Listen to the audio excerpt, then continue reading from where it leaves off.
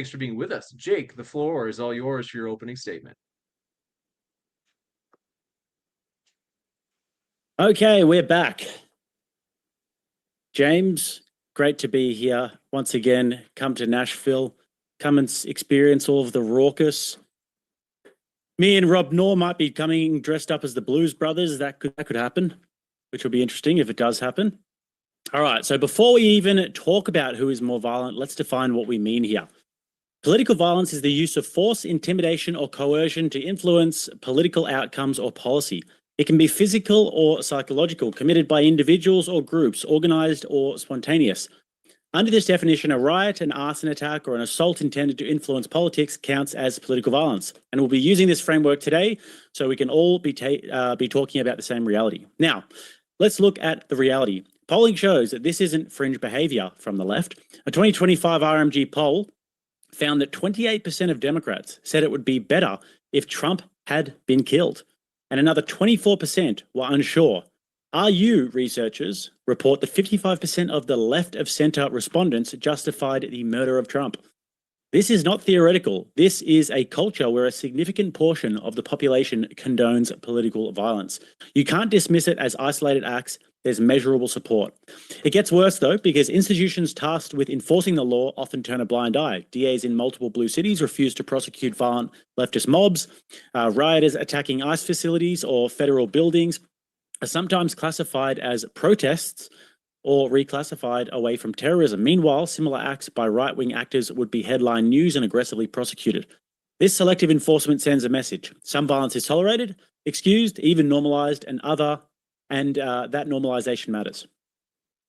And here's what you can see with your own eyes. Minneapolis 2020, Chaz Autonomous Zone, arson attacks, attacks on police, federal property destroyed. Portland, ICE facilities ambushed in 2025, officers wounded, multiple arrests. Tesla arsons, campus intimidation, assaults at public events. These are real, documented, repeated acts. Facts, not opinion. The lived reality of political violence today overwhelmingly shows a modern left that tolerates and even commits violence when it suits their cause. And here's the bottom line. This is absolutely ridiculous. This whole entire debate, the premise of this debate and everything, the left is more violent. I know it. My opponent knows it. James knows it. The audience can see it with their own eyes. We deal with it all of the time. We're dealing with new things every day. If anything, we're just desensitized to it at this stage. And yet, the attempted gaslighting by the left, pretending that these patterns don't exist or minimizing them, is intolerable. Today, we're going to expose the reality. The modern left tolerates excuses and in many cases engages in political violence. And it's time to call it out for what it is. So with that, I'll hand it off to Brenton.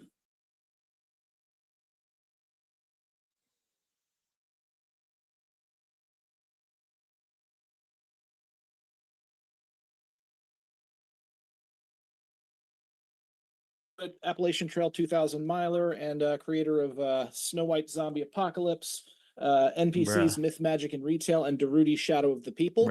All three very successful indie comic books. Lord have mercy on us, guys. I'm going to jump 2 seconds. Sorry, Brent. I don't know what's going on. This is something totally different from the thing going on before. For some reason, my screen just scrambled on me. 2 seconds. What we'll do is, the good thing is it caught everything up until the end of Jake's opening. And then for some reason, the screen just scrambled on me. And let me just see what that was. So thanks for your patience, folks. But for real, folks, bear with me. I don't know what that was. I don't think I've ever seen this happen either. So we're going to work on this. But for real, in the chat, when you guys like talk smack, when I'm like trying to fix it, don't do that in the chat. I don't. Oh shit! I didn't think people could hear that. Were we talking smack? No. I'm saying that some in the live chat will be like, "Oh man, this is so stupid. You're stupid, James." And I'm like, "You guys, like, we're trying to fix this. We're trying to figure this out." You got a PhD. You officially have a paper that says you're smart. Oh no, I appreciate that, Brent. It's more that we just want positive people. When people come in and they're just negative, and it's like, gosh, guys, like, I'm trying my best over here. Sometimes I don't know what the issue is. We are set.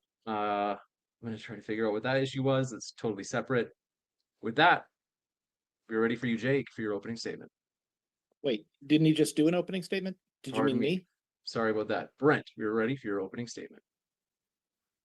Hey folks, Brenton Lengel here, just back. I am a poet, playwright, Appalachian Trail 2000 miler, and thrice Ringo Award nominated comic creator, author of Snow White Zombie Apocalypse, Darude Shadow of the People, and newly NPCs, Myth, Magic, and Retail, which is basically Game of Thrones meets Bob's Burgers, because that's what the world needs in 2025.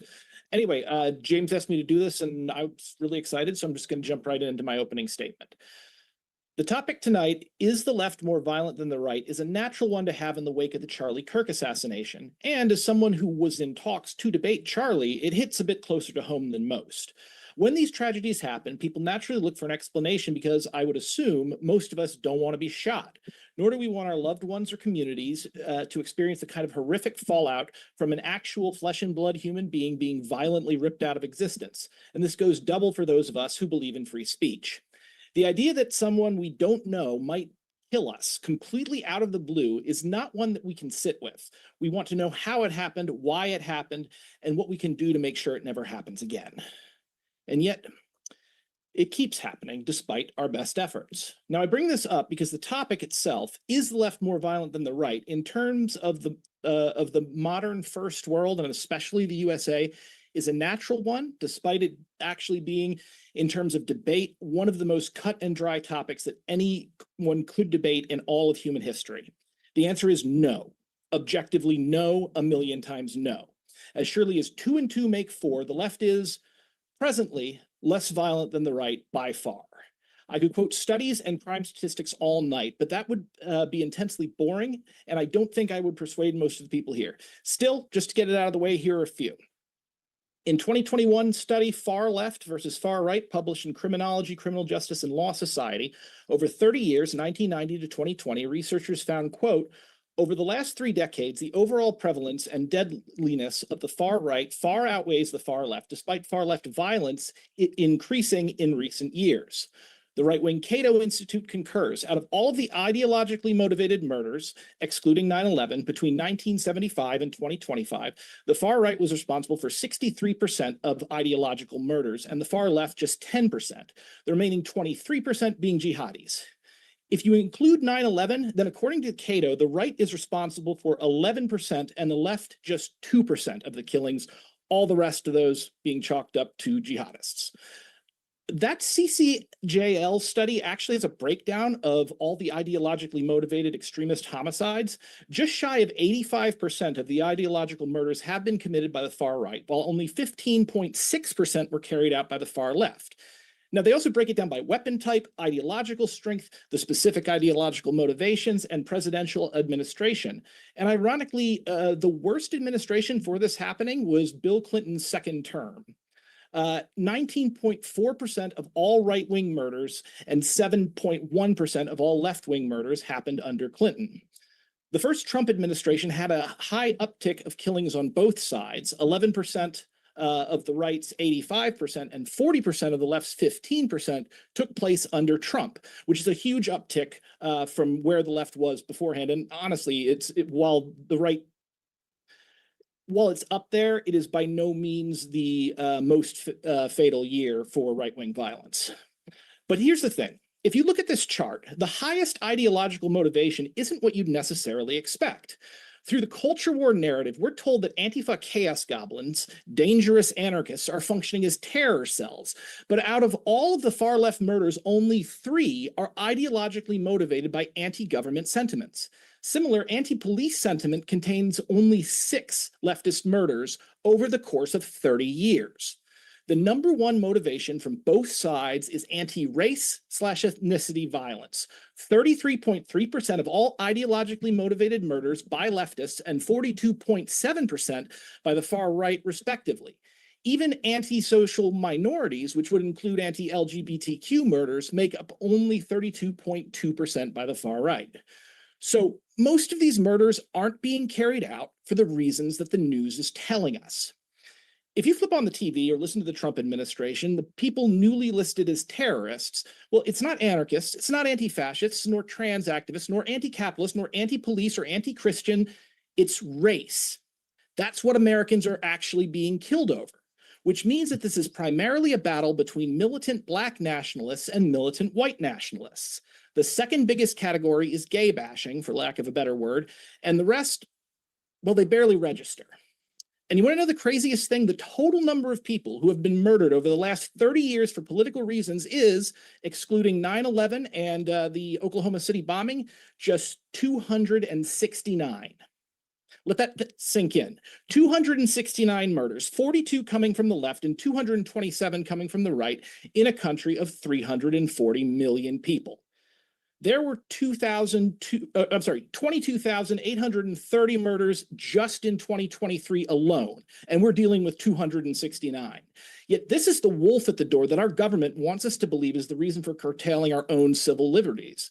The right to privacy, the right to due process, the right to speak our minds, the recent attacks on the First Amendment by Trump gutting the Fourth Amendment, all of this is so that they can protect us from ourselves, or Antifa, or whatever other bugaboo these charlatans trot out next.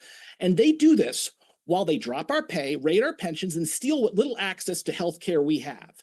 And of course, our media is complicit because hate and fear are big business. The goal of YouTube and Facebook and Twitter and MSNBC and Fox News and OAN and TikTok, all of it is a bad puppet show. That's what the culture war is. It's bait. It is a trap designed for you. So the next time you see that shit, don't take it. See, there's this thing called mean world syndrome. It used to just happen to old people because retirees stay home all day and watch the news, and this creates an irrational fear of the outside world because the news is a business, and that business is to keep your attention no matter what. And the best way to do that is to make you angry and afraid. And to bring it back to where we started, not the right, not the left, but our politicians and our media is most likely what is driving the few ideologically motivated murderers we've seen, which would also explain the somewhat incoherent politics that we know of the Charlie Kirk murder. So yeah, I centered this on murders because I think that's the most important thing. That's the thing that everybody cares about. We can definitely talk about, psychological violence if you want to, or structural violence, or however you want to do it. But, if we're talking about bodies hitting the floor, it's just not the left, and it's not a big problem. Like, I'm sure it's a huge problem for people who are impacted by it. But overall, a country of 341 million people, this is not something you have to be afraid of. Thank you very much for that opening. We're going to jump into the open dialogue. But first, folks, if you have not heard, if you've been living in a cave on Mars with your fingers in your ears, DebateCon 6 is in Nashville, Tennessee this November 15th and 16th. Grab your tickets in the link in the description box. You can see people such as Jake of Rattlesnake TV, Andrew Wilson, Rachel Wilson, Made by Jim Bob, Inspiring Philosophy, Apostate Prophet, Dr. Richard Gere. It goes on and on. It is going to be the biggest conference yet, I guarantee it. So many people have signed up. Folks, you don't want to miss it. Get your tickets right now at the link in the description box. With that, we're going to jump over to the open dialogue. Thank you very much, gentlemen. Floor is all yours. Jake, you're muted. Let me just swing over there and make sure.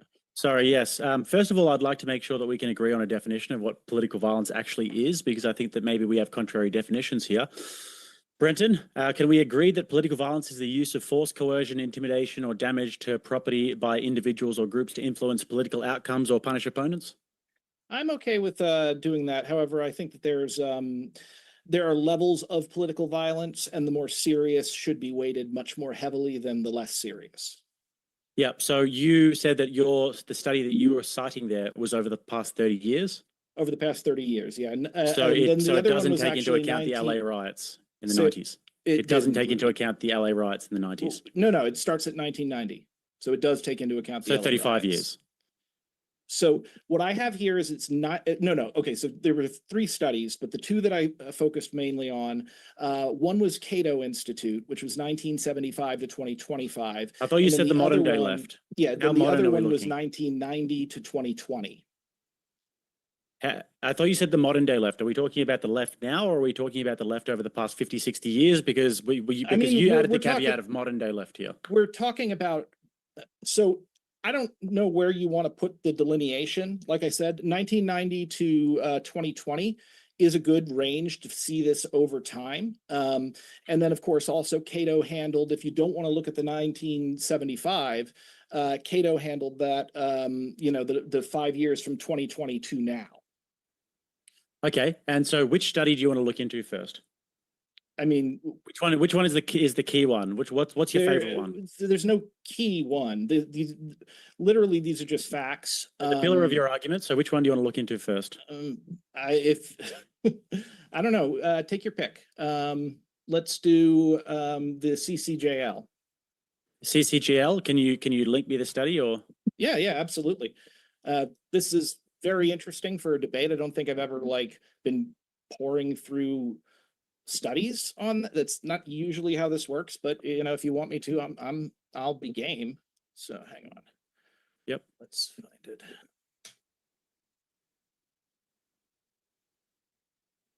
So the CCJL study, and can you have like a rough overview of what this is? Yeah, it's hang on. I could tell you, but then I would not be able to type this in and find it. So just give me a second. Bear with me. Brenton checks this out. Folks, check out our new memberships.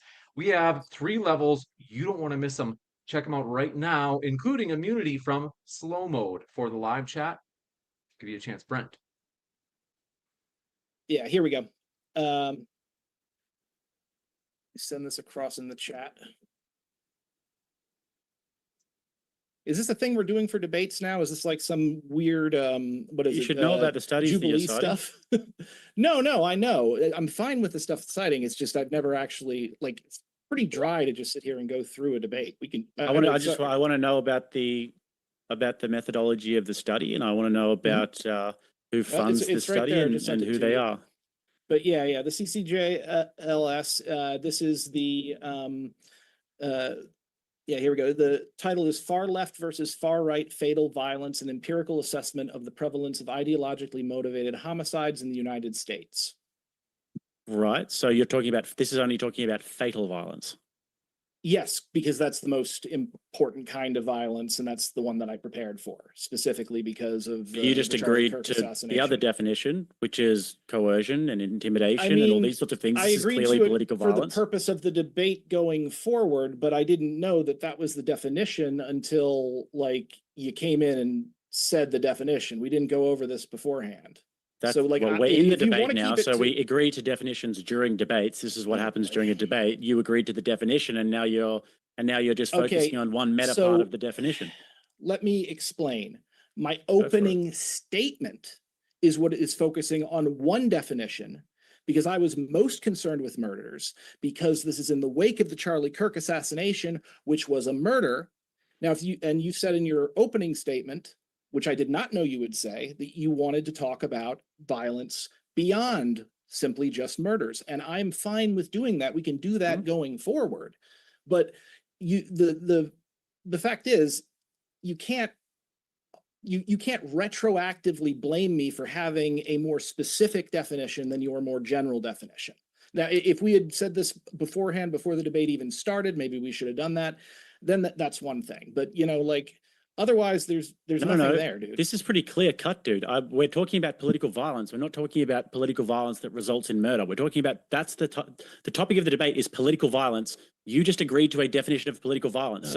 Does acts like arson and mob violence and intimidation, do they not count as political violence? Yes, but not to the degree that murders count. But they're still political violence. So that's what we're debating about. We're not debating about political vialence that ends up in murder. I mean, if you want to sit here and be if you want me to sit down and go and look for what the statistics on arson are and what the statistics on poisoning are and what the statistics of saying a mean thing are, I can do that.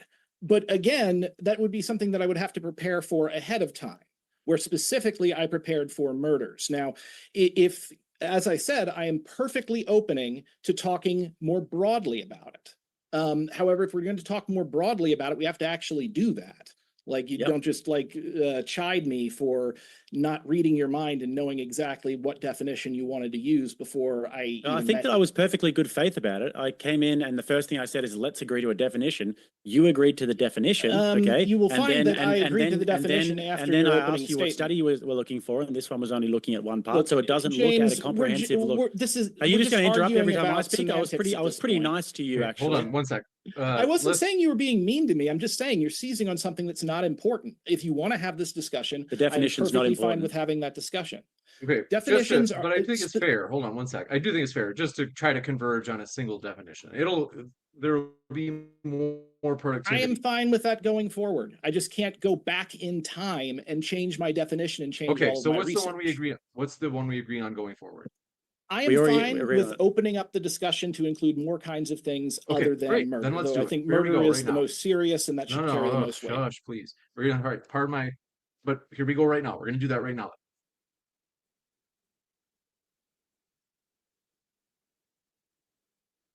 Using the definition that you both just agreed on, gentlemen, please continue the conversation. Okay, so you brought up a lot of different studies. We're talking about the modern day left here. And when it's not just about murder, tell me what your data set is and how that data set is compiled. I mean, do you want to know what the data set in the study is? Because they say that in there. Or do you want to know, like, I want to know which study you're talking about, and I want to know how you get a comprehensive view that the left okay, is more I does just, more I political literally violence. just sent that to you. It's the CCJLS. So that's you only look about down at- murders.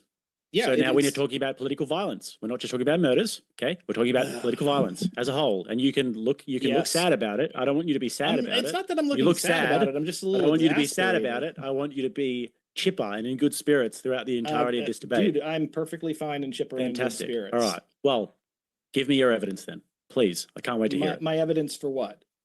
That the left wing, that the right wing, that the left wing isn't more political, doesn't engage in more political violence based upon the definition that we agreed on. Based upon the definition that we agreed upon? Sure.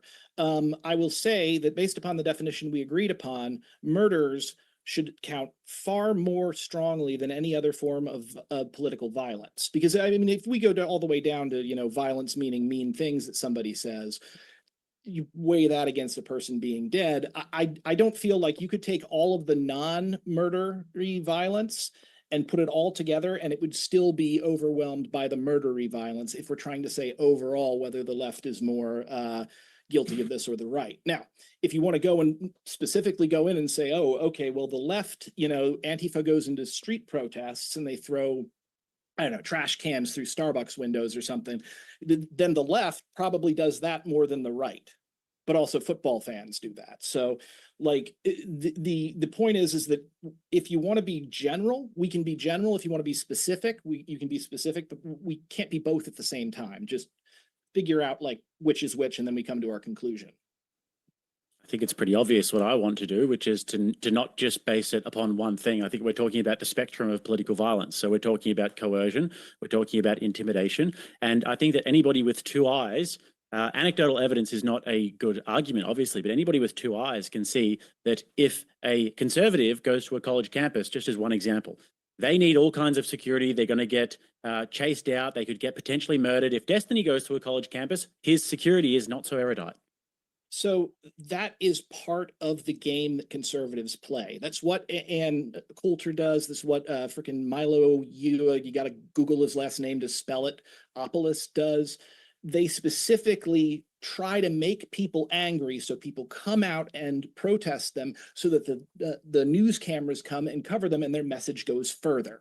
So yeah, I mean, are you going to piss off a bunch of college students if you're like a hard right conservative and you come in there and, I don't know, tell them like they're going to hell or gay people are evil? Yeah, you're going to get protested on a college campus. College students are notoriously left wing, and that's part of the learning process. So like, part of the learning process. And then, they come out of it by the time they're 23 or 4, they get a head on their shoulders and they stop being left wing. Possibly. It really depends upon, I guess, their individual life circumstances. But yeah, most kids start off fairly conservative. I know you and I kind of had like an opposite thing because like when I was young, I was like Mr. Young GOP. Was really into like the first Bush and stuff. Redirecting us back to the and I think you said you started on the left. But my point is that there are phases within your life and phases within society that people will tend to move in one direction or another. And college is the one where they tend to move left for a while, because that's the whole Yeah. point. Look, of to be that honest, is we're not that- even How is that looking related at to violence, you guys? we're not looking at why, or like the fact that people are left wing when they're younger or whatever. What we're talking about is the demonstrable violence that goes on when a conservative like Cam Higby recently went out to a college campus and he was assaulted and he was spat on. People, they chased him out of there for wearing a MAGA hat and having conservative ideas. The Tesla dealerships were burned. All these conservatives who are going to Portland at the moment are being assaulted. Please tell me where this is happening on the right. I really would love to know. I mean, the right are like shooting up mosques and churches and stabbing. They're murdering black people. The right are just shooting up black with a- mosques with a and churches. gladius. Where is this happening? Tree of Life shooting. If I'm remembering, the Gladius was in New York.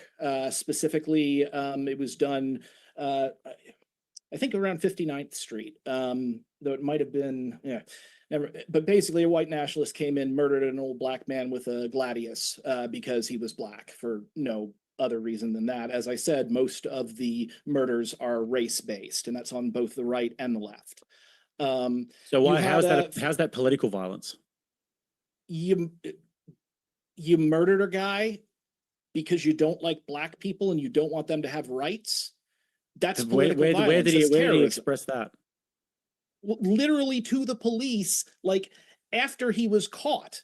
He specifically said, I did this because I'm a white nationalist. So Right. yeah. So all the black people who are killing. So you'd say Irina Zhurutska, that was obviously a political violence. An example. I'm not familiar with that person or that. Irina Zhurutska was the Ukrainian girl who was killed on the train recently, and he said, "I got that white girl." I mean, that guy. If you want to say here that, we go. Of course, when the shoe's on the other foot, it's never counted. No, and this is why again- the left wing, you guys are just so dishonest about this, and it just comes out like that. It's almost just too easy to draw it out of you. You've said that one person is a race-based political violence, and then the other person is not. Irina, that wasn't political, obviously. The person who killed Give me a break, the dude. Ukrainian woman, I was actually going to say you might consider that race-based Oh, you might. violence. He said, "I got that white girl."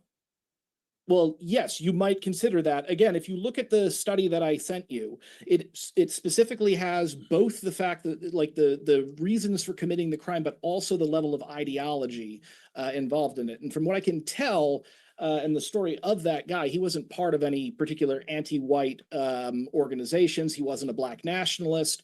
He was a guy that society failed at every point, and then it So eventually, he's a victim. I mean, in a way, everyone's a victim all the time. He's but, like the hungry people who are stealing just because they're hungry. I would say he's batshit insane, and he killed somebody. Oh yeah, because he's and not the white acting- guy who walked into the place and shot the black guy, he was just fine upstairs. He was just I your mean, full there's chips a and dip, level. wasn't he? So when, for instance, when the Nazi went into New York and murdered the black man with a gladius, he was behaving logically from his perspective. It's still wrong. It's still evil. He's working on the wrong assumptions there. But there's a level of sanity that you would not find in a random homeless person who just stabbed the person in front of them for absolutely no reason and they said, well, I got her because she's white. Now, as I said, you can actually classify that under the framework that I have, and it would count. But it would also probably fit into the less ideologically motivated things, because I think the major thing with regard to that guy was that he was just literally insane, and his mother had to like have him kicked out of her house because like he became violent with her. So okay, obviously look, that guy's I get your point, but I just want the audience to know this right now. Okay, what we are dealing with right now is the typical obfuscation of the left and how they contrive narratives. And he knows it. I know it. You guys all know it listening to this. They're not going, they're going, I'll let you speak. I'll let you speak and you'll be silent. All right, fair enough. You'll be silent while I speak. All right. So the left-wing violence, they're not going to count people like Irina Zhurutska. They will happily, any white person who basically commits a crime, they're going to call this political violence. But then with Irina Zhurutska, I don't know, you know, society really hurt this guy and he really fell off the rails and we should have helped him more. But the white guy, nothing like that. They're also not going to count all of the violence that was done by BLM, for example, and the murders and the deaths that happen during left-wing riots and all of these different deaths that happen. This is how the left contrives narratives. And if you go into these studies that he's talking about, and if you look who funds these studies, oftentimes what do you get? You get the Bill and Melinda Gates Foundation, you get the Rockefeller brothers, you get all of these different sources of funding, and these people who are moderates, or at least they pose themselves as moderates, are really just left-wing activists. And it's the same with the DAs around everywhere. And what he is espousing right now is this exact same left-wing ideology where they will try and dishonestly contrive a narrative to make the right look worse when everybody can see it. We know we're being gaslit by people like Brenton. We know it. We can see it with our own two eyes, and the data crumbles just like that. Yeah, if nothing else, call a man a liar. I will point out that appeal to motive is a fallacy. So even if something's funded by the Bill and Melinda Gates Foundation, one, billionaires fund just about everything, so I wouldn't be surprised about literally anything, including right-wing think tanks like the Heritage Foundation. Those are also founded usually by oil money. Now, for the CCJLS, this specifically, it looks like it's from SUNY, so State University of New York in Oswego, or at least that's where the main researcher is from. All those conservative universities, eh? I mean, universities are slightly more conservative than people would think, particularly with regard to their economics programs. Now, obviously, criminal justice, I'd say you'd get a mix. You'd probably get some activist professors in there, and you'd probably also get some hard asses who, you know, really want to just stick it to the criminals. What I would like you to do is talk to me and not to the left. Because first off, again, I am not part of the left. I've disassociated myself with the left in 2015, and I did it because I felt pressure to say things that I didn't believe. I don't want team bias to ever infect my thinking. So I am not going to do things that will put me into column A or column B because that just makes me dumber.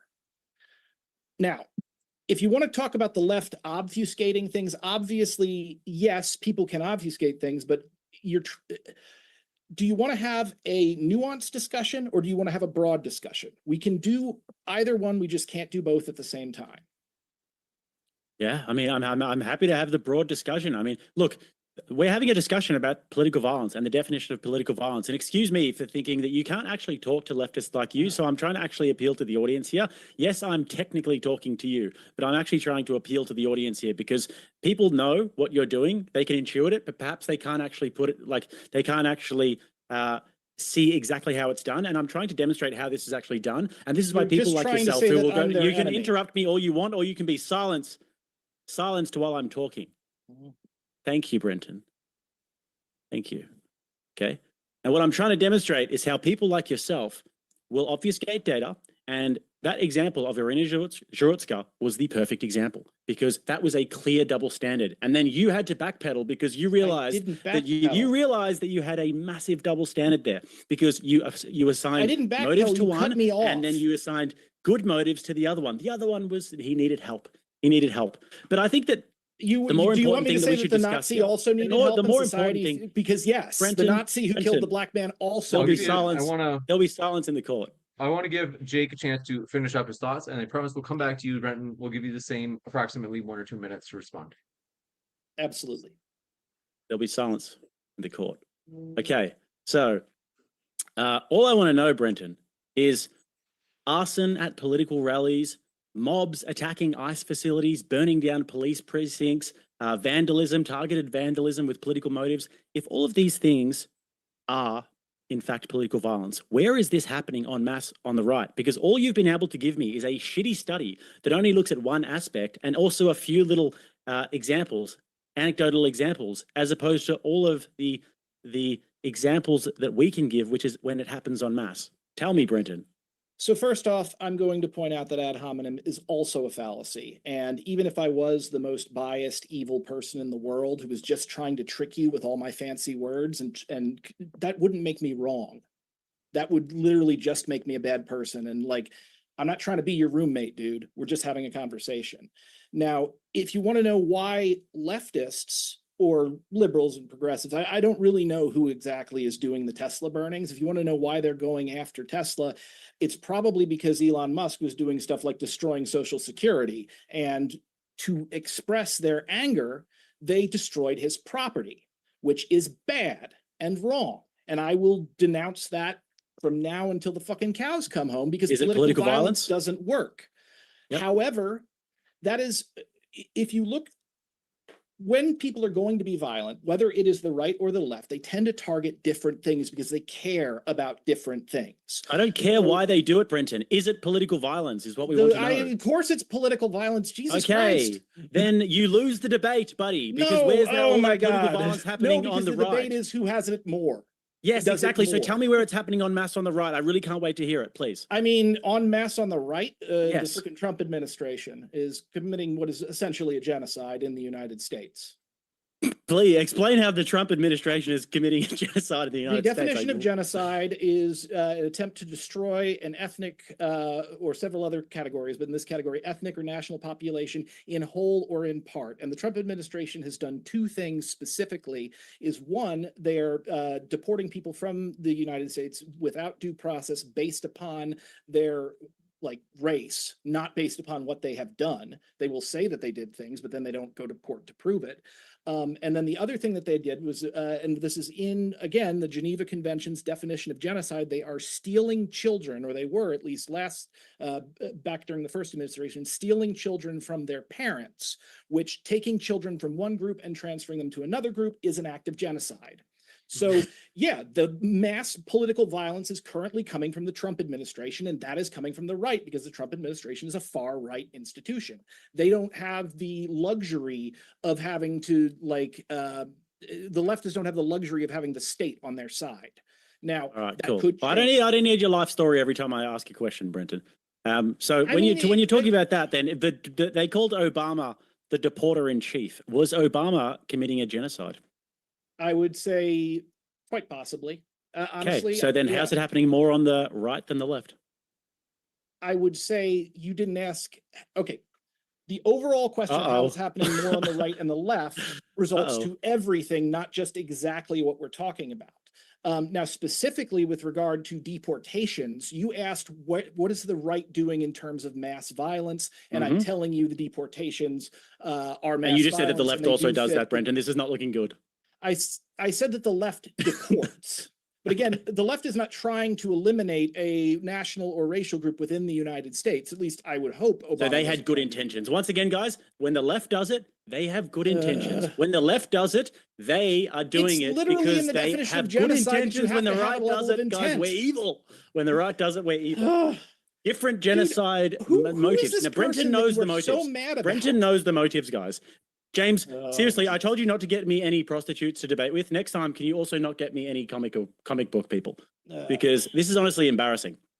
Okay, so first he was so sure when he came into the comic book person, and second of all, again, this is just an ad hominem. Can you just have a discussion about literally, I'm in here trying to relate with you, coming in here, being good faith.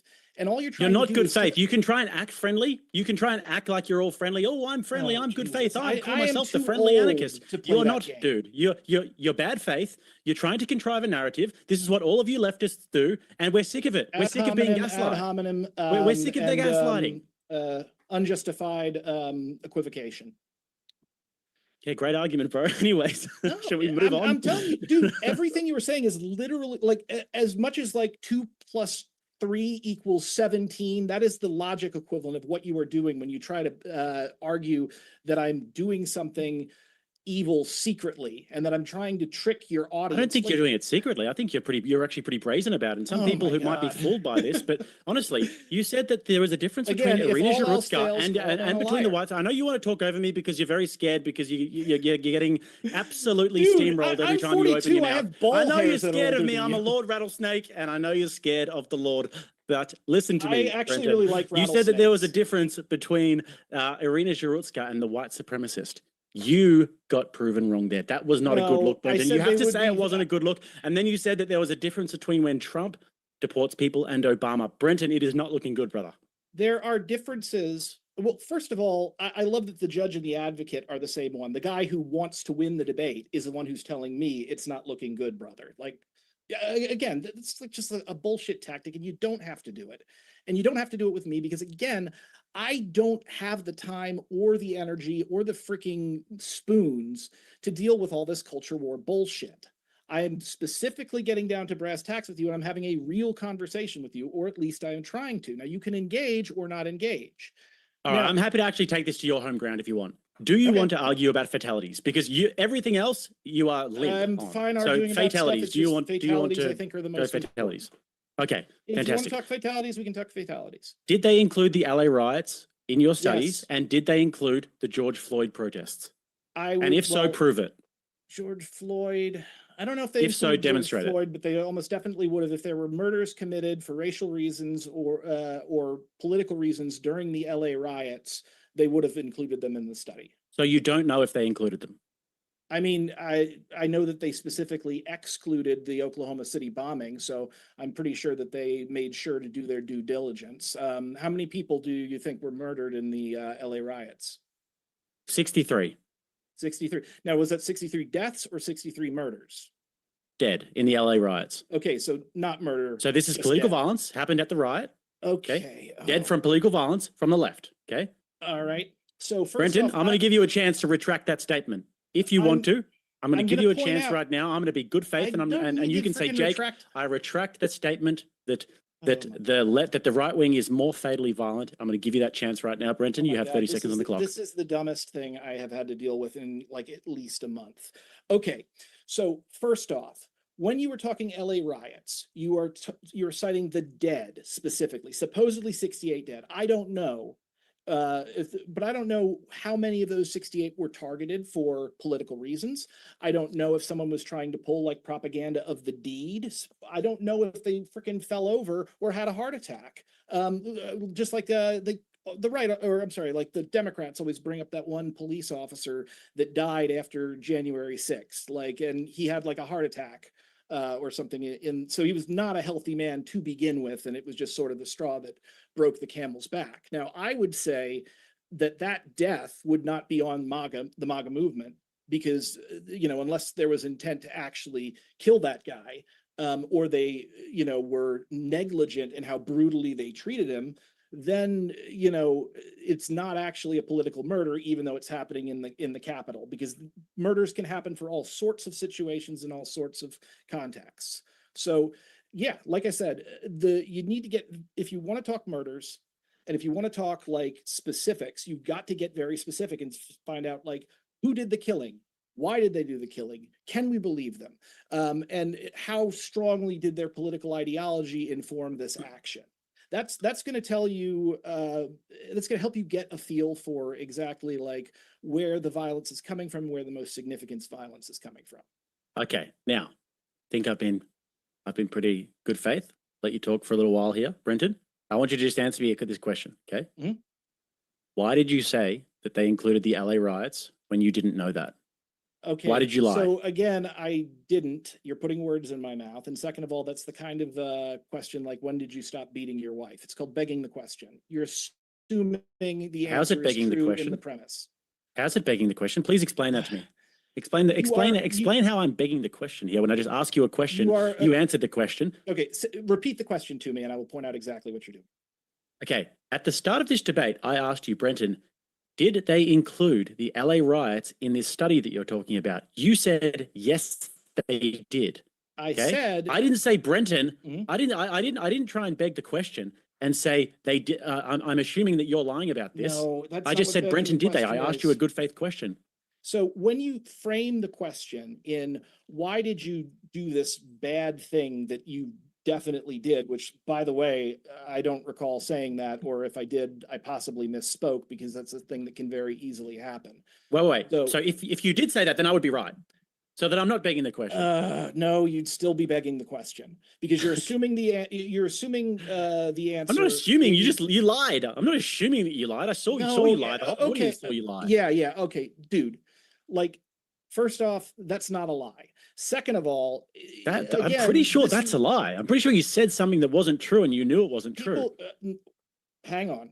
Pretty sure that's a lie. Said that I knew it wasn't true. I would have been sent to my room for that as a child. Most likely what I said, or at least what I intended to say, I would have been sent to bed early. I couldn't watch the show. And in fact, I think I tried to say that, and then you cut me off. If there were racially or politically motivated murders during the LA riots, well, the LA riots happened during the 1990s. This study covers the 1990s to 2000, so obviously that would be included in the study.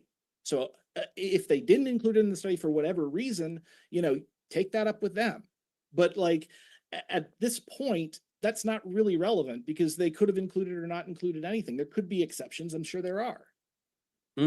So interesting, Brenton. I mean, in that study that you're saying, I think there are only about 78 deaths that are included from left-wing violence. But with the two riots alone, the George Floyd protests and also the LA riots, there's about 90 deaths. So the deaths are not necessarily. So your study is, I mean, Brenton, it wasn't going well for you before when we were looking at the meta of political violence, the broader spectrum of political violence was not going well for you.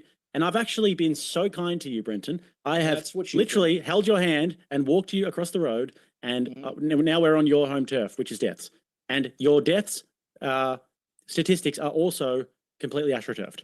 Please explain to me how every single death that happens during a riot is a politically motivated death.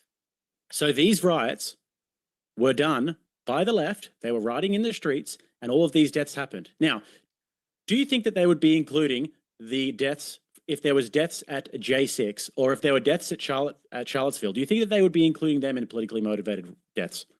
It depends upon the specific study, but I would assume that they would. You best believe they would. Thank you, Brenton. But again, what you're doing is this is a hasty equivocation. Just because someone dies in the vicinity of a riot or even as part of a riot does not mean that they're part of the left, and it does not mean that they were killed for political reasons. That people can have accidents. People can just die for no reason whatsoever. That again, as I pointed out, that I don't think that the death of the police officer at the Capitol riots, like on January 6th, who had the heart attack or the heart condition or whatever, like, I don't think that that is necessarily a politically motivated killing. I don't think the J6ers were trying to kill that guy. And I'm not, I didn't see the confrontation, but I'm not sure if whoever happened to be there was behaving particularly negligently or not. I don't know. So again, this is why you have to break this stuff down. This is why you have to, be very specific about what you're talking about, because when you deal in these kinds of vague generalities, you're just appealing to vibes, and that's not a compelling argument. I mean, it may be compelling to some people, but it's not logical, and therefore it's not in good faith. It would appear as though I'm the only one here that is actually looking into the details of things, because you're citing your citing studies, Brenton. There'll be silence while I'm speaking. There'll be silence in the court while I'm speaking. You're not a judge, dude. Brenton. There will be order in the court while I'm speaking. It's Judge Jake from now on, Brenton. Okay, there'll be order in my court. No, it's fine. If he wants to go on a power trip, he can go on a power trip. Brenton, there'll be order while I'm speaking, okay? But it appears as though only one of us here is actually being thorough, because I'm simply diving into your numbers here, Brenton. You're trying to tell me about all of these deaths. We're talking about deaths by political violence, sure. When you talk about deaths by political violence, you are contriving a narrative. And we saw that at the start of the debate. Every single person here saw it. You had a different standard. And this is what happens with these studies. Every time people bring up these studies, they have a different standard for what constitutes left and right political violence. This has been exposed. I know it hurts, Brenton, when it gets exposed, but it's been exposed. It was exposed not only in your rhetoric, but also in these bullshit studies that you are citing. I know you're sad. That's why you're speaking. You don't want to let me speak. I don't want you to be sad. I prefer you to be happy, okay? But seriously, I am very happy, my friend. Okay, good. I'm glad. I love this shit. I'm genuinely glad that you're happy. Thank you. Thank you. All right, good. But anyways, what I was saying before, I've been the only one who's been actually thorough in this debate because I'm trying to dive into the numbers that you're giving. I'm giving lots of different examples. We can see it with our eyes everywhere. All of the violence that's going around, particularly around the United States, this is all left-wing violence that's happening at the moment. They're the ones who are burning down the cities. They're the ones who are attacking government facilities. They are the ones who are doing these mass protests and assaulting conservatives. Conservatives are the ones getting chased off campus. It is absolutely obvious. And in order to try and gaslight people, which is what you're trying to do, and which all of you people on the left try and do, you say, I'm not on the left, you are, clearly.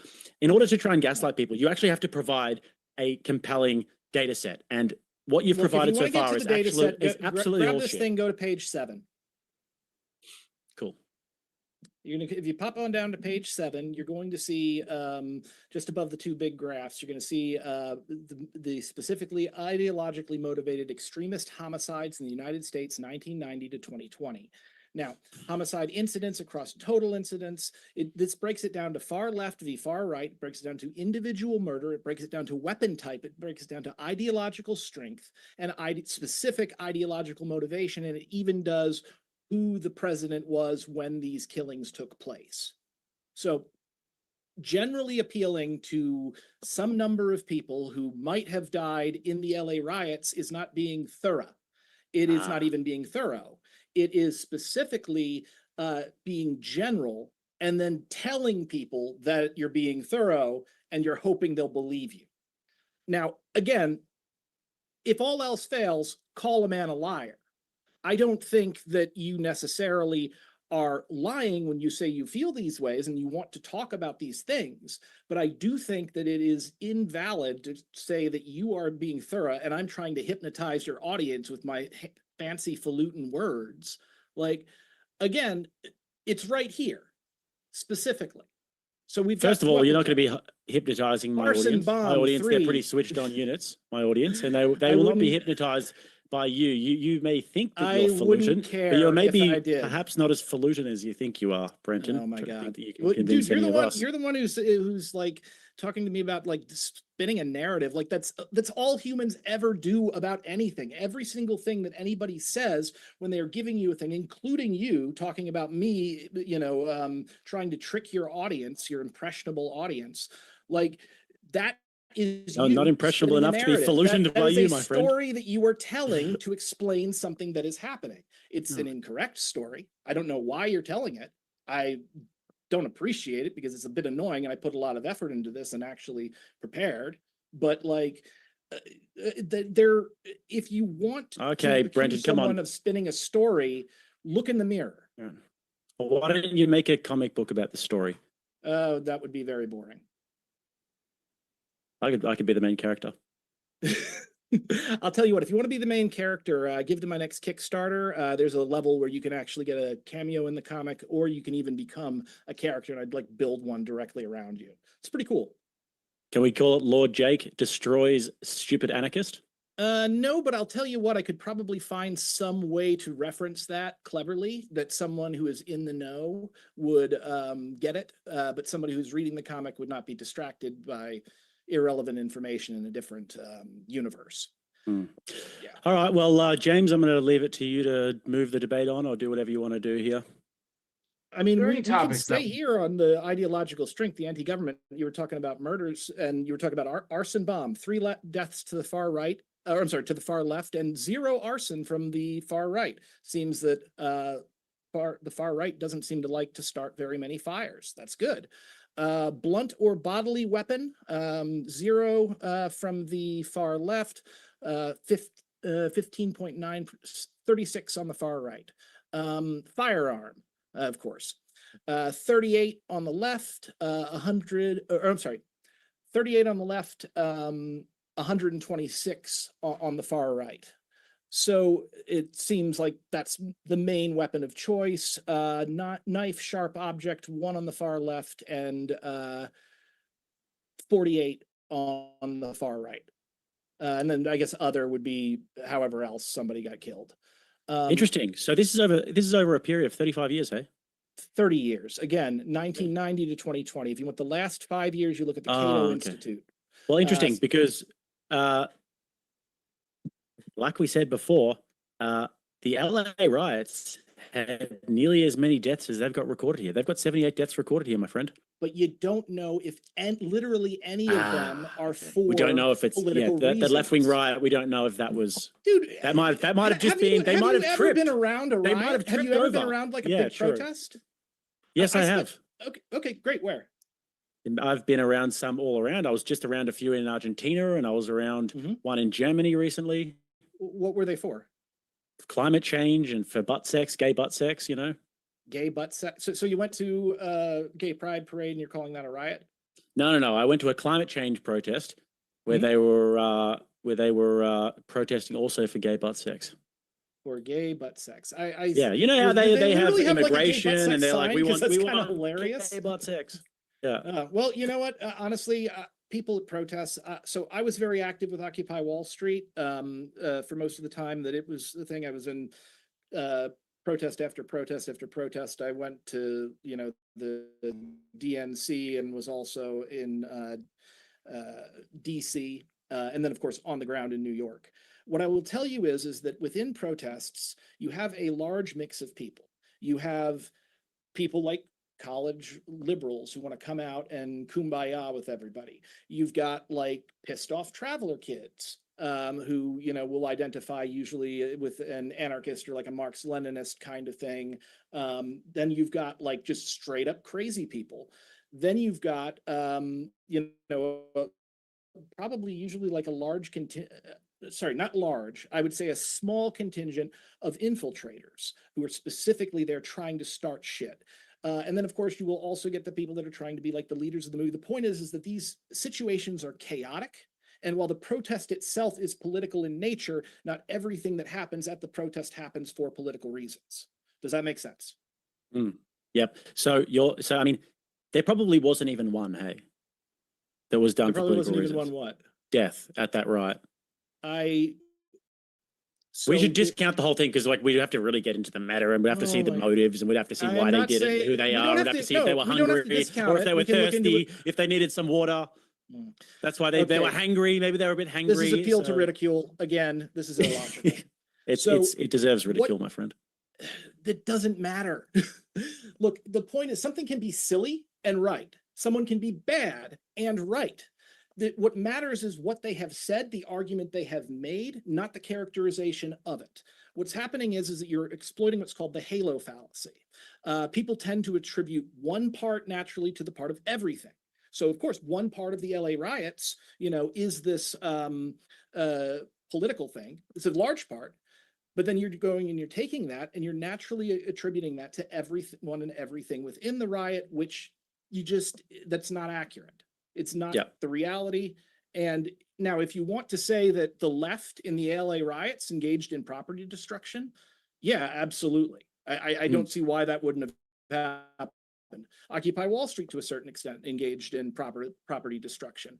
Leftists, like as we mentioned, some of their, whether you're on the far right or the far left, you will pick the specific crimes you're going to do. Right winger may come in with a gun. Left winger may decide to, I don't know, nobody's really Molotoving anything, but maybe there were 3 arson on there. So, 3 arson in 30 years, still arson. And it doesn't seem like the right did any arson. So, these are different people with different tendencies is my point. Okay. Well, look, here's what I'll say in conclusion for this point. They haven't included the LA riots. This is just one thing that they haven't included. If they haven't included that and any of the deaths that were involved in the LA riots, you can just imagine how many other things they also haven't included in there. Oh my God. Basically what I'm saying is that this entire data set is just, you can't take it seriously. That's not how anything works, my friend. That is not how logic works. Again, please explain to me. I can't wait to hear it. Let's say Tell me about how logic works. I mean, okay. So as I said, that's a composition fallacy. What are the 3 laws of logic? The 3 laws of logic? What are the 3 laws of logic?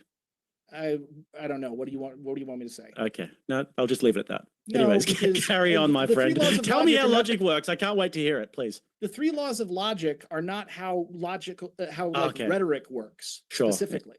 No, please tell me how logic works. So if you want, say what?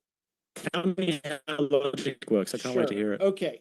So in the case of the study, for instance, let's say that the people who made the study are evil SJWs, and they want to trick your audience and bamboozle them with all their words, but the data they put in there is still accurate and true.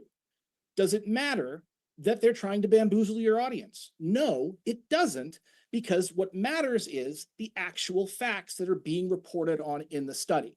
Now, if they did something wrong, you know, if there are big issues with the methodology, you will find that out in peer review. There's an entire freaking institutional system to make sure the shit that you're accusing them of doesn't happen. But like, the thing is like, even if you are right, it does not mean that they are wrong. Okay, I accept your closing statements. That's on that topic. Are we done, topic. or are we still going? I think we've beaten that dead horse enough. Okay, cool. I do want to get to this. There are these recent polls done. I think that this is one that is a bit more interesting. Is it ever justified for citizens to resort to violence in order to achieve political goals? And I can't really share it with you, but basically, younger liberals are far more likely. I mean, like double as likely, triple as likely. Is war ever justified? Sorry? Is war ever justified? Definitely, yeah. Okay, that's violence to achieve a political goal. Very yeah, famously. no, but we're talking about war is politics by other means. So if a leftist is saying yes, it's okay to use violence to achieve political goals, and a right winger says yes, it's okay to go to war, that's the same statement. It's just wearing a different suit. Yeah, but I think that we all know what people mean when they're saying political violence. We're not talking about war when we're talking about political violence, because that's institutional, right? We're talking about non-governmental actors, right? Even within the government, political violence does exist, but we're talking about non-governmental actors. I think that we can be good faith and say that, because if we're talking about war, then it would be a lot more than 10% of people. By the state are always political. There is no action that the state can take that is not political, whether it's good or bad. In order to be good faith in this debate, we have to be talking about non-state actors. I don't see much of a difference between non-state actors and state. And even if we're not talking about non-state actors, I can talk all day about how Democrats are encouraging of political violence and how they give a wink and a nod to all these people and all of the different DAs around America who, like, you can talk about that all day, but I'm generally speaking here, I'm talking about the broader left and the broader right and how they view domestic political violence. Because if we're talking about war, if we think war is political violence, then sure. War is then the left and right are both guilty of war. Okay, that can't possibly be in question. Like war is literally political violence. It is, yeah. It's violence, but it's politics carried on by other means. Hence, but that completely muddies the water if we're going to say is war political violence, because we know that. Because again, if you're talking about people that support political violence, both the right and the left do, they just support it through different things. So if you're talking about like the freaking Democrats, who, by the way, I like categorically hate, and honestly, the second I saw that like Bill Clinton had the worst murders like during his term from both sides, like I was just like, oh yeah, right, super predators. You know, the liberals, they're the ones who are perfectly all right with police going in and brutalizing people. They have been since the 1990s, and that specific crime bill, which is probably what drove a large number of those murders. So they're good with channeling their violence, the state violence, against people they consider their enemies. In that case, it was Black people in the ghetto. Now, then you've got the Republicans, let's say the neocons. The neocons love to channel political violence towards other countries, famously Iraq, Afghanistan, and engage in nation building because they see that as for the greater good. Then you have they're hardly conservatives though, the neocons. But I see what you mean. I see what you mean. I'm not going to argue the semantics of it. They are Trotskyites, a lot of them. But anyways, wait, they're Trots? So some of them came from an old Trotskyite. If you look at some of the most prominent neocons in the early 2000s, they came from like a Trotskyite background. But anyways, oh my God, and they're hardly conservative. They have a direct conflict with the paleo conservatives of the earlier 20th century. But anyways, yeah. No, that okay, yeah. Trots are absolutely ridiculous. So that I'm gonna look into that. That sounds really fun. Good. All right. So just you know, quickly, there's also another one though, because just because Mhm. like we're looking at data here. So there was a poll done for the justification of the murder of Elon Musk and Donald Trump. Left of center, 50% of people said that Mhm. that was okay. Who did the poll? And the percent it says said partially justified or more. Mhm. And then there's another one on the right here. And I think that they're two slightly different data sets, but Yeah. Can it's you send similar that sort to of me? numbers. Left of center, about 56% said that it was justified to Yeah. the murder of Elon Can Musk and you Donald send Trump. me the poll? Sure. Great. put it in the And chat was here. this Pew Research? Was this Fox News? What was the Networkcontagion.us / you'll see it here. Okay. NCRI. Something like that. NCRI. Okay, I don't think I'm familiar with that thing, but let's take a look. All right. How do I send something in the Gripping chat here? debate, people. I think people like looking at the data. So percentage. Bunch of We can read to it. nerds in your audience. Yeah, I know. Okay. So Rutgers University Social Perception Lab, Network Contagion Research Institute. All right, let's take a look here. And they polled, reporters found widespread justification for lethal violence. That's what's it called? Disquieting. Spillover effect into the domains. Okay, murder justification. So here we go. Okay, survey. Who are they surveying and where? So percentage of respondents overall and those self-identifying as left and right who find murder, selecting scores from 2 or 7 of the scales, murdering Trump, sources 1. Hold on a second. Yeah. All right. So because what I'm looking for is one, how many people that they surveyed, and because sometimes with very, very small surveys, you can just through sheer chance, you can oversample something. So correlation acceptable to, this is interesting. Correlation matrix.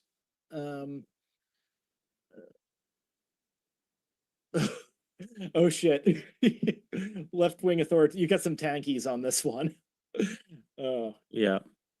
Yeah. Which is expected, but I don't know. I think it's like a cross sample. I'm not 100% sure the entire sample of people, or like what the exact demographics are, if that's what you're looking at, or how many people. Yeah. All right. So I'm not familiar with this organization. I'm not familiar with their things. If you're, let's for the purposes of the discussion, let's just assume this is correct, because, Rutgers University is an actual accredited university. I don't know if they're actually involved in this, but we'll just assume they are.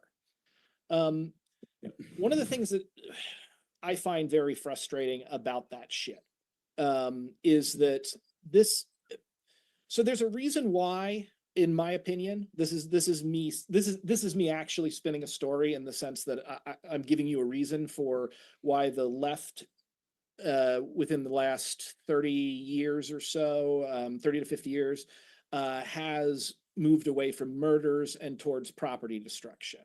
And the reason why is that at the beginning of the 19th century, there was a thing that was called propaganda of the deed. And this were theorists coming from certain political thinkers, some associated with the anarchist movement.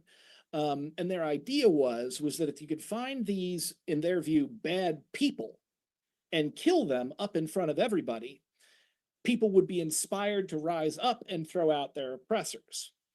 The thing is that they tried this for nearly 30 years. It just devolved into like a cycle of violence and revenge. And even when the person who was being targeted was a person who, if anyone deserves to die, they deserve to die. I would give you Henry Clay Frick.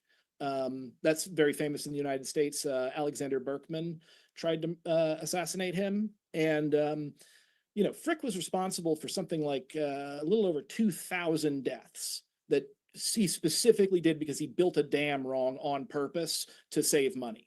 And so he drowned over 2,000 people.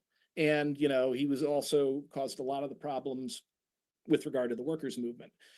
So you've got Alexander Berkman, who says, okay, all I got to do is shoot this guy and we'll throw, everybody hates him, and, the revolution will happen, or we'll move forward, or some good outcome will come from it. Well, the fact is it didn't. It had the complete opposite effect. So targeted political assassinations is something that within leftist history, they have known for almost a century now that it doesn't work. So I think that may be part of why you don't see quite so many murders, and people have switched to property destruction. I think this also does go back into left-wing psychology, but that, I've been talking long enough and I don't want to jump down like a giant rabbit hole unless, that's where you want the conversation to go.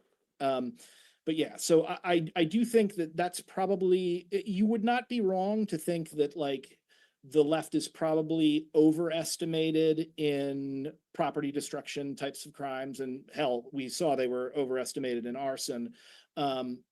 But the problem is the right hasn't learned that lesson yet.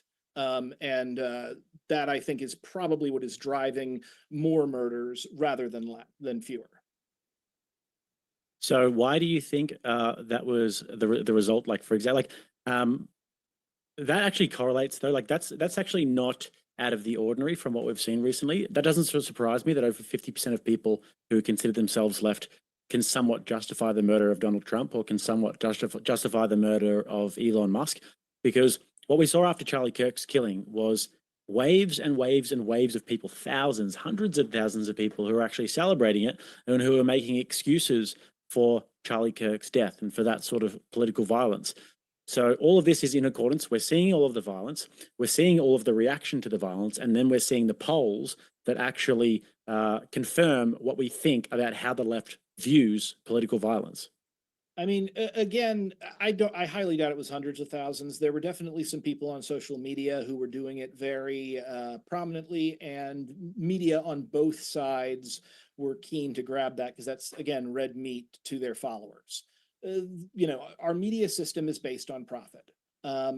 What makes profit is how much they can monopolize our attention to keep our eyeballs on their things, so that they can sell ads to freaking shoe companies or something. But as a result of that, it can create a false perspective that extremely negative or crazy shit is happening, when it's really just the media honing in on something. Now, that said, I noticed that on my own wall, and I spoke out against it. I put out a video while I was driving to my last con. And again, like, I think this is a case of homo homini lupus, as much as it is political. People on either side are often going to try and celebrate the deaths of someone that they personally view as an enemy. With regard to Trump, I think that the bigger problem may be, that might have driven it to be larger than it was, is that Trump is essentially the closest thing to a dictator the United States has had. And that the Supreme Court has made him officially above the law. So when the people at the top don't have to obey the law, the people at the bottom say, why the hell am I doing this? Why am I the one that is taking care of this? And that leads to, social dysfunction, class warfare, whatever you want to call it. Now, I'm not. Yeah, I think that's just making excuses, though. You have to see why that rhetoric looks like it's making excuses. Yeah, that doesn't excuse it. It's just a reason, Yeah. Well, it's a reason why we're seeing more political violence on the left. I agree. Okay. And I think that there is a fundamental breakdown in that. Which I like where it's gone. I think we've become fast friends. I'm happy to go into closing statements, James, if you'd like to. I'm good too. You're pretty cool.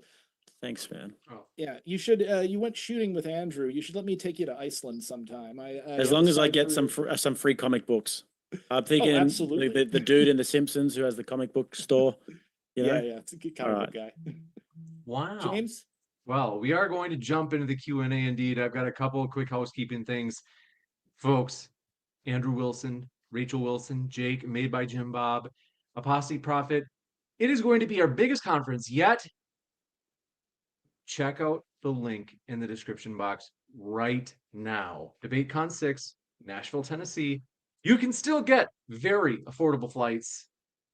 It's still a perfect time to book your tickets. Not only see your debaters debate, but get to meet them. Imagine seeing Jake. Look at this. Wow, those glasses really complement your masculine face, Jake. Imagine seeing that in person. Folks, what are you waiting for? Get your tickets to DebateCon 6. Because for real, we are purposely building in more social time. Because a lot of people were like, why are you packing like 5 debates in a day? We used to do that. We want time to actually hang out with people, have fun, and meet our favorite debaters. So now we're like, hey, all right, maybe like 3 or 4 tops debates per day, so you can actually meet your favorite debaters, including Jake, including Andrew and Rachel Wilson. Folks, come out and have a good time. Other housekeeping things. As you can see at the bottom right of your screen, we have an Indiegogo crowdfund that's linked in the description box. If you're like, James, I'm in Australia. It's so hard for me to get there. Well, I mean, Jake is getting there, but let's say you're like, I still can't do it. Check out the crowdfund. You can get, for example, a signed photo of your favorite speaker, whether that be Jake or Andrew Wilson, Rachel Wilson, you name it. And this is the last thing. I want to say a huge thank you to our sponsor, Maine First. They're sponsoring DebateCon 6, and I'm pulling up the questions right now. Thanks, the page is loading, so I was stalling. But it's almost there. And James, I'll send you the link. But if people are interested, like I said, I'm starting. I have a full set of Major Arcana tarot cards tied in with Snow White Zombie Apocalypse. They're drawn by Luana Vecchio of Image, and she actually was given a couple of years ago. She's given the Russ Manning Award from the Eisner Committee. That's the Eisners are like the Oscars of comics. So the art is really good, and I'm not just like slapping my characters on tarot cards. So if they want to follow me on Facebook, if they want to follow me on Kickstarter, I'll send you the link, and that way you can know about the campaign. Thank you, and I will add, folks, both of our guests are linked in the description. But tarot cards, what kind of stuff are you getting into, Brenton? You casting spells? No, I was accused of that several times. No, I bet you were. What happened when you get overfunded on Kickstarter? You don't have to do it, but people sort of will expect it that you make something a little extra. And I noticed that a lot of the other creators were making like playing cards. They're just like taking their character and slapping it on a playing card, being like, there's your extra thing. And I sort of said to myself, well, that's boring. You're a wild man, Brenton, but yeah, I appreciate that. I had like full on tarot cards created with my characters, and they were just so much fun to work. That like, yeah, it's exciting. And the funny thing is, at cons, people will like buy the tarot cards and not read my comic, which kind of annoys me. But this one, I gotta tell you, folks, one last second. I just got your question. Matt Lionheart, thanks for adding that in there. Is last but not least, we have new channel memberships. Check those out at the bottom right of your screen. As you can see, debates with classics, Stefan Molyneux, who, by the way, Brenton was in that debate with Stefan Molyneux. Check out our channel memberships. I offered him an egg in this trying time. I don't even know what that means, and I don't think I want to know. But it is going to be, folks, check out our channel memberships. There are some awesome perks. With that, thanks for your patience for jumping into the questions. There's so much. We're very excited about the future. So much is going on. Thank you for your patience. Yeah, so Molly Meme is back on the channel, or is he going to be at the debate con? Who? Molyneux. Sorry. Molyneux. Oh, no. It's one of our members only videos. So if people sign up at the debater level, they get access to our premium classic debates, 350 of them. But jumping in. So the debate I did with him is on there. Yeah. Am I getting a kickback from this? No. No, you're going to go buy more tarot cards. This one from Even Lord says, I want to support Modern Day Debate for hosting such an important topic. Thanks for your kind words. Says, for a question for both debaters, who is rightful king of Game of Thrones series? Peter Baelish, Littlefinger, for the win. What do you guys think? Definitely not Peter. I actually don't. I like Littlefinger. He was always a bit of a heel in the show, but I always quite liked him, and I thought that he was a valuable character. So I'm going to go for Baelish. So Littlefinger, or do I have to choose between like 2 people? Anyone you want. You can pick Joffrey.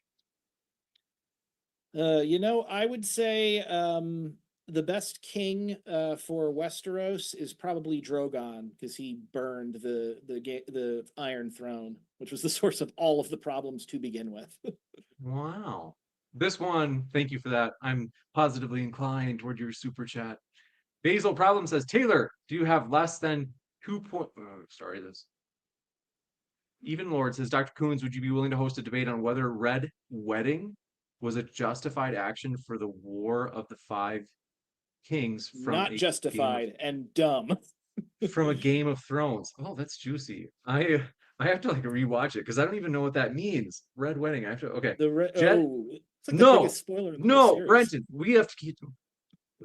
Just Gerald says, you pores better be going to debate con. I don't want to hear any of this. I have a mortgage or my kids need to eat nonsense.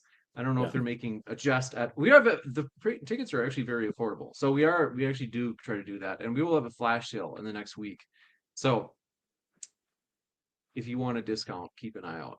Even Lord says, do you think the Southern states' National Guards have waited for a chance to humble the North for the Civil War? Chud bros, we can't stop winning. No. Just no. That is not how the military functions. It's definitely not how the National Guard functions. Unfortunately, or fortunately, depending upon your perspective, I think it's fortunately, the military is one of the few less political and ideological institutions in the country. And hopefully it will remain that way. But yeah, I don't think there are any secessionists getting excited in the National Guard. And if there are, it's basically a gang that will probably be rooted out by leadership. Jake, any thoughts on that one? Nope. This one coming in from Nominal says, let's look at how right versus left political violence is classified, shall we? Thoughts, gentlemen?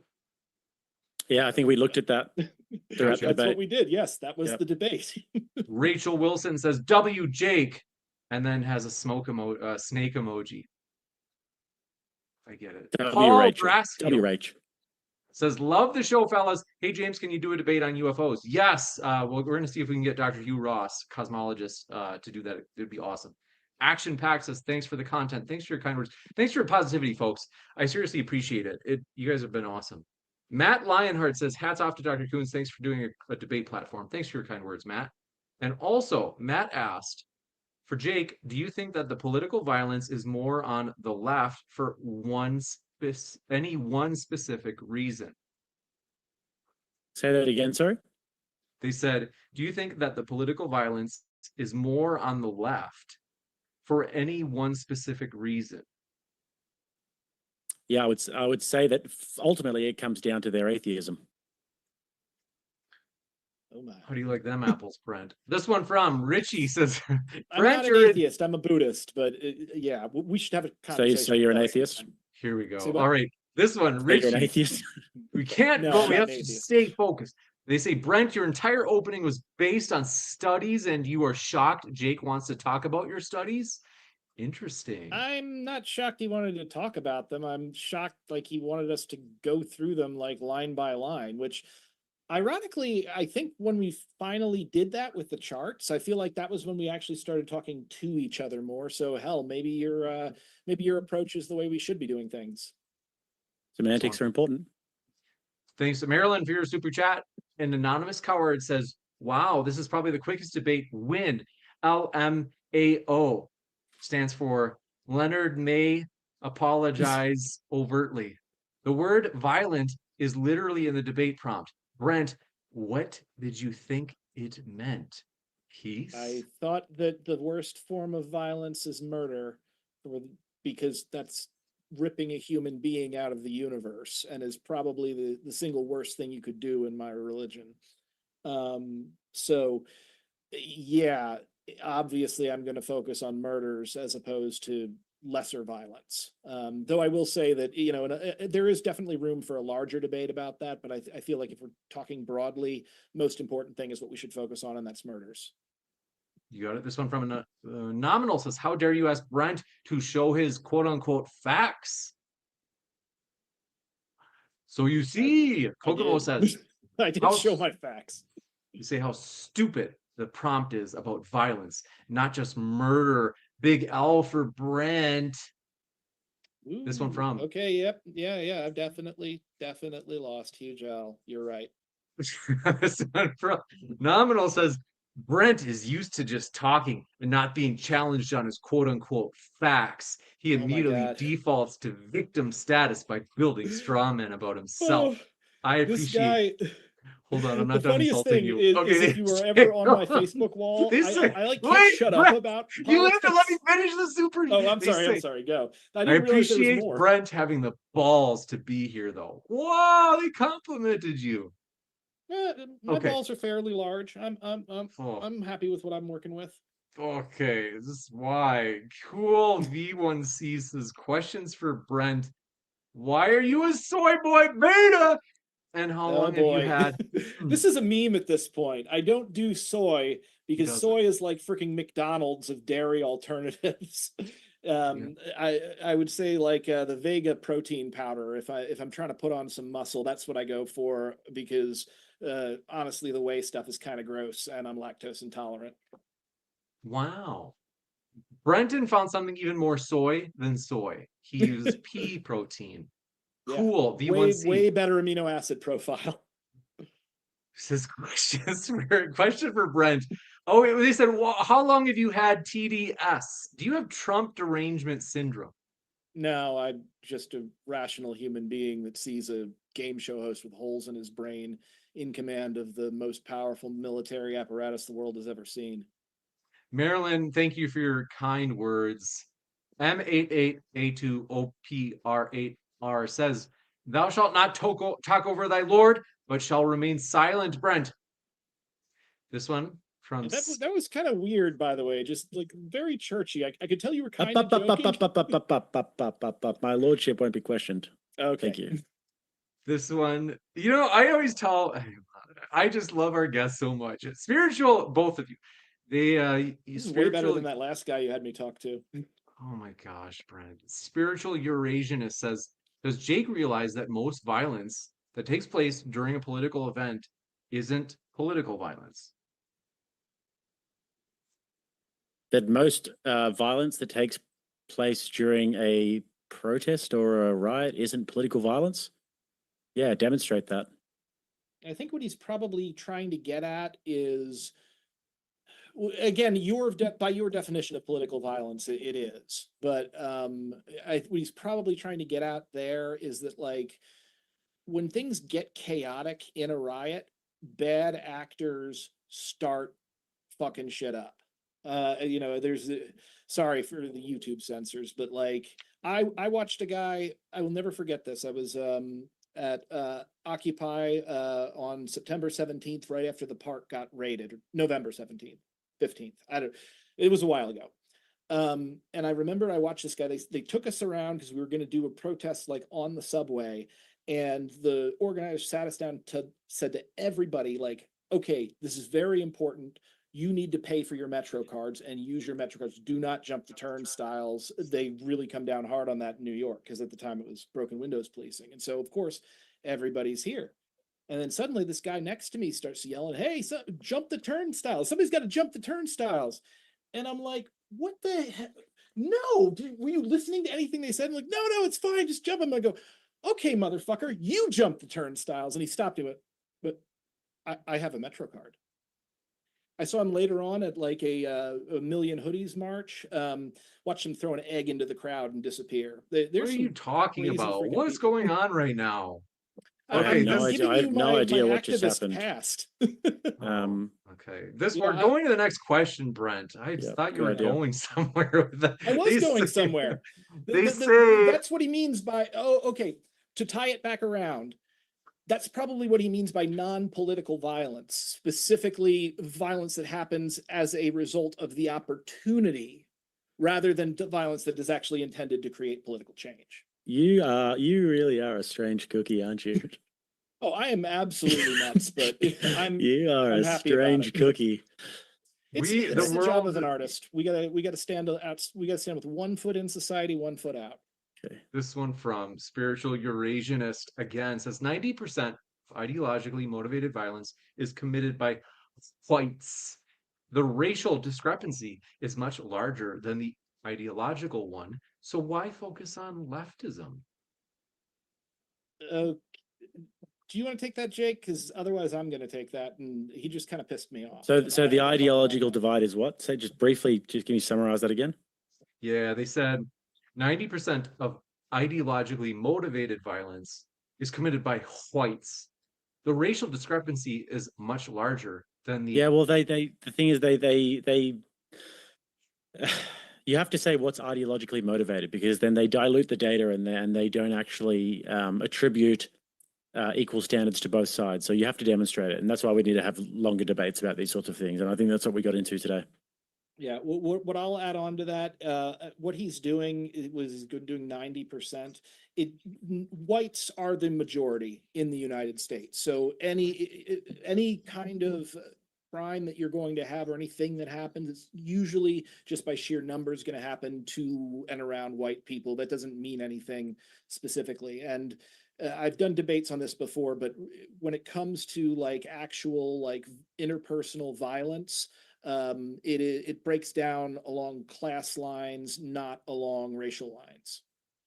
You got it. This one from MC12 Demon Killer says if the study is faulty and incomplete, then it can be asserted that it is incorrect and wrong.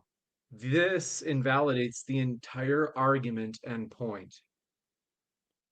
No, I don't know who he was trying to side with there. Was that for you or me? He's saying that your studies are basically irrelevant, is what he's saying. Well, he can say that, but again, these crime studies in particular are subject to peer review. You're not going to have somebody going out and just publishing anything. Not if they're going through a particular institution and they're an actual academic of some kind, like a criminologist. So there is a apparatus in place to prevent exactly that from happening. It's not always the best, but it's better than anything else. And I mean, you can't just decide a study is wrong because you don't like the implications. You got it. This one coming in from Do Appreciate It. Folks, want to remind you, if you've enjoyed this, check out our guest links. The guests, we got more questions coming, but our guests are the lifeblood of the channel. They make this channel awesome. It would be terrible if it was me debating myself every night. Check out Jake's link. He would be a Check out master Brent's. debater. He'd my be gosh. masturbating by himself. You guys are on nasty screen. guys. Go away, I'm baiting. Tell me what movie that's from. And Rachel Wilson says Jake is correct about neocons being Trotskyite. This is well-known historical fact. Surprised the communist doesn't know this. Okay, so the communist tradition I'm most interested in is anarcho-communism, and Trotsky famously hated anarcho-coms. Like also Trotsky was just a miserable bastard. If you read anything about like the Russian Revolution, like that dude sucked. Okay. This one coming in from oh man, you guys make me enjoy this so much. Now, the Buoyant Bear said, I entered this despising Brenton as a far right guy, but now I want to read his comics. Jake still won, but I digress. Wow, Brenton, you're winning people over to your comic at least. That's exactly why I'm doing this. Yeah, you'll really like my stuff, honestly. Durruti Shadow of the People is about anarchists during the Spanish Civil War. NPCs, Myth, Magic, and Retail is basically a sitcom set in a fantasy world. And then Snow White Zombie Apocalypse is blood, romance, martial arts, and gender stuff. That's the one that everybody knows me for. And James will tell you that like I'm not like overtly heavy-handed and political in my work. Yeah, that's what I actually, to be no joke, I'm not making this up. Someone in the past who is like more conservative, if I remember right, they were like telling me that they liked your stuff. And I was kind of like, really? And the reason is because I just thought this guy's conservative, and apparently Brenton's stuff is actually like more even-handed than I expected but it's fair. I mean, like if you like the original Star Wars movies, I doubt that George Lucas was a Republican. He's probably like left-leaning at least, and I still love the Star Wars original movies. So we're gonna jump into So don't get cocky. I'm not comparing you to Art- George Lucas, okay? Art isn't propaganda. They're very similar. They're similar. The sort of bumper sticker way I like to say it is: an artist uses lies to tell the truth. A propagandist uses the truth to tell lies. All right, I don't know what that means. Looking back, but MC12 Demon Killer says, reread the Supreme Court official statement. They said that Trump's action in an official capacity is not liable for court action, not personal action. No, but then they went further and they basically set it up so that anything conceivably could be official action, even personal action. And in fact, the burden of proof is on the state to hold Trump accountable for personal actions, and they have to prove that it is not in his study. Basically, they have to prove that what he did is not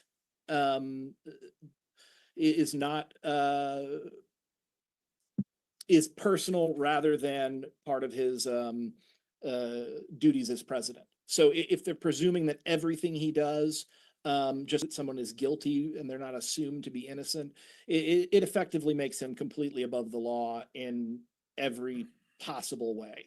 And you can do that. I mean, they did, but if you do that, the society starts to destabilize, and we're seeing that, and it'll probably get worse until people see the rule of law actually apply to the ruling class. This one from, okay, I think we've got all of our questions. Folks, Jake and Brent are linked in the description box. What are you waiting for? Check out their links. And then last, really quick, I actually did forget to plug this. Folks, as you see at the bottom right of your screen, if you want to have a huge debate on your college campus, we are currently connected with 4 different universities. And one of them, we're actually setting up a debate conference. It's going to be their group's name. So it doesn't have to be called DebateCon. It doesn't have to be Modern Day Debates branding. It can be, for example, theirs is Ratio Christi. It's an apologetics group. Is that if you're like, hey, yeah, we'd love to have some huge debates on our campus, reach me at moderndaydebate@gmail.com. We will help you coordinate in putting this event on and make it huge. We believe that Modern Day Debate, hosting debates on college campuses, is, to a significant degree, a major arm for growth, for moving forward. So if you are affiliated with a university, if you have your own club, like, well, I've already got my own club. You don't have to start a Modern Day Debate chapter. If you want, though, you can. But even with your own club, like Ratio Christi, it can be Ratio Christi Con, and we'll host those debates and help you make it happen. Let me just double check in chat. I think that's all for the questions. Oh, we're going to put a chat. So I'm going to let our guests go, unless you guys want to talk about Game of Thrones, but I'm going to let our guests go because I know they're busy. I am curious, what do you guys think about Game of Thrones? Do you think it was as good as Breaking Bad? Game Obviously of Thrones not. was like one of the best TV shows in the history of the world until about All right. season. See you later, Brenton. started to Thanks go for off the coming by. rails in season 5 and Yeah. just became absolute crap at season Yeah. 7 and 8.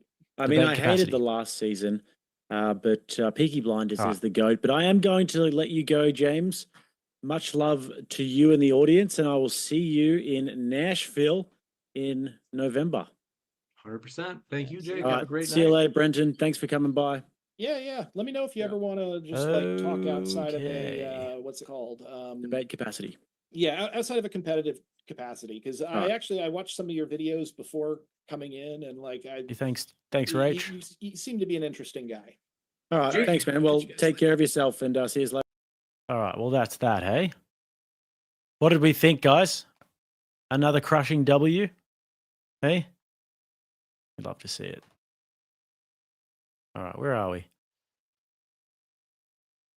FDNY said Pinochet rolling in his grave. Mr. Cranky said, lay it down for him, Jake. Make it even so a dunce can comprehend the logic that is needed to have safe, sound society and strong family. Yes, sir. Chris Scott said 10 minutes late, sound out of whack. Dude actually looks like a hippie commie, Big L MDD.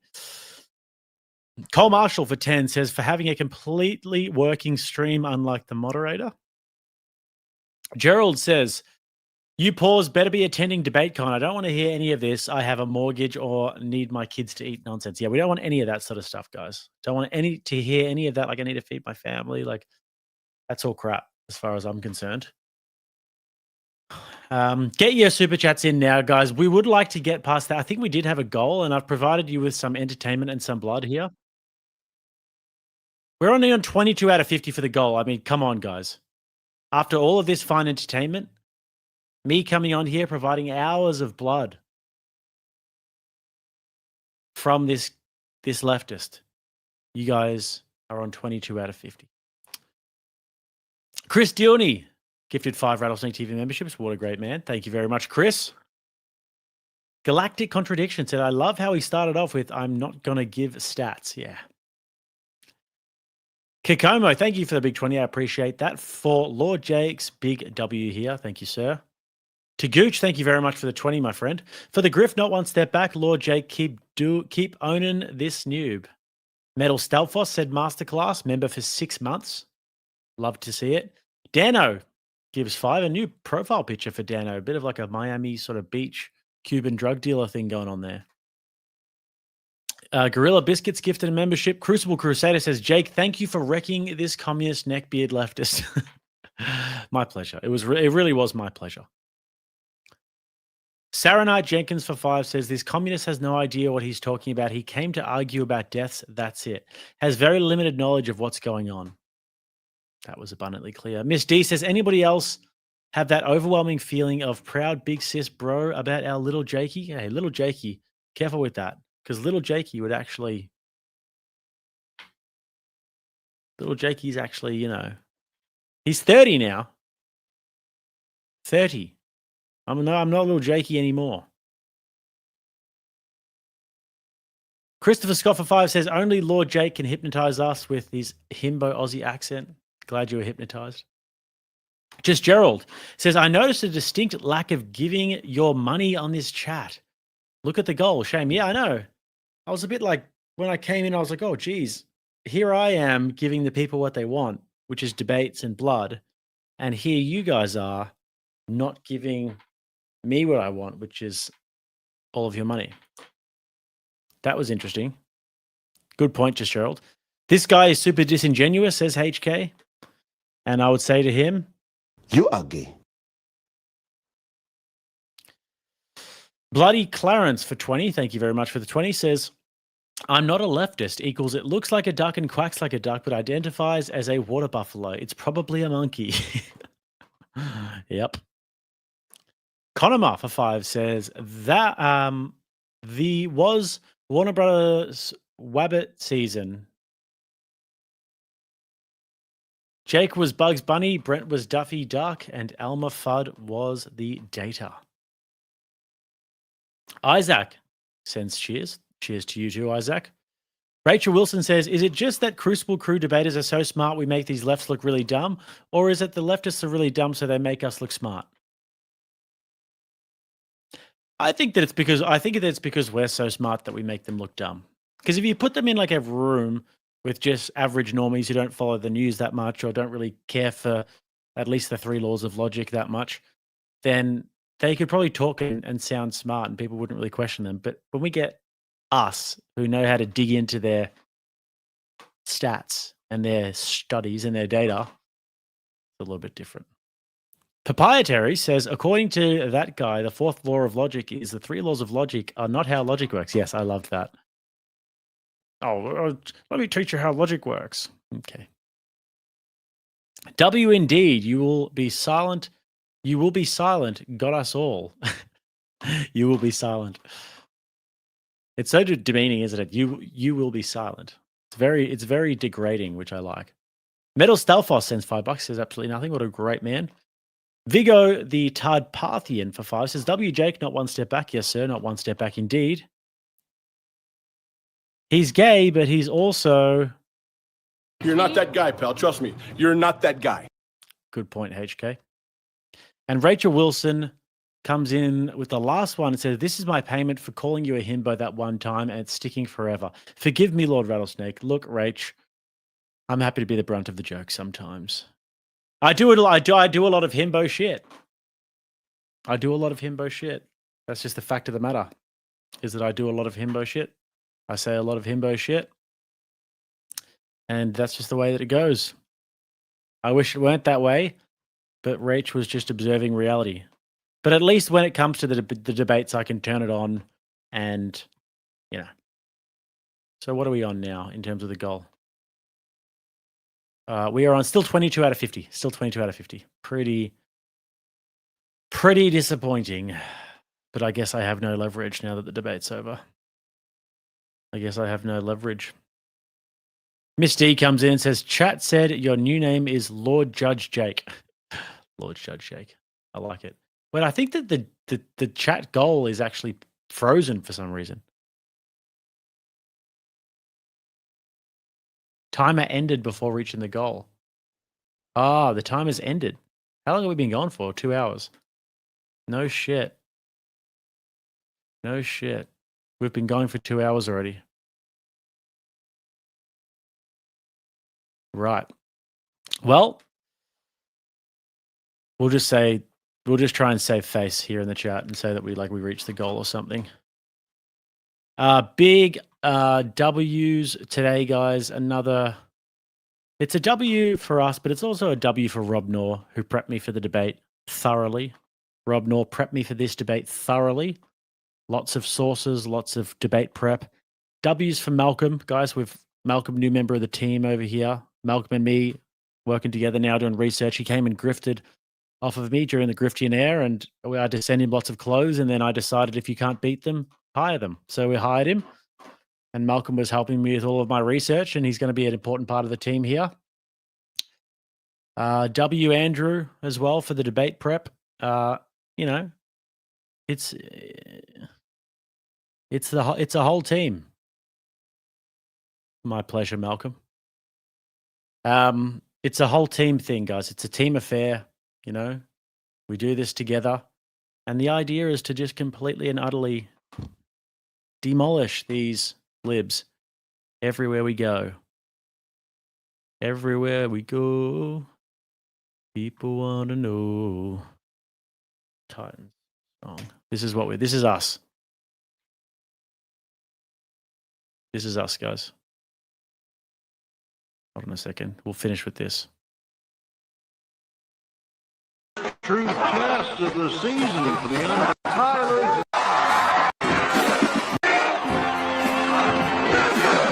Why is this sound so bad? Let me try to find a better one. Hopefully there's not too much of an anticlimax here. Let me get up the YouTube.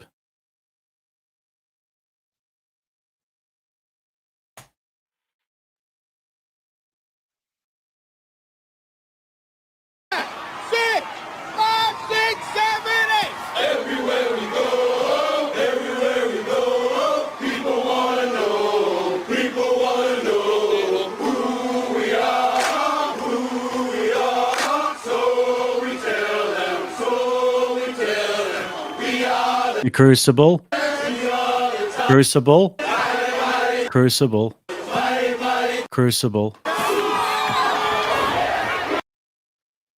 So there we go, guys.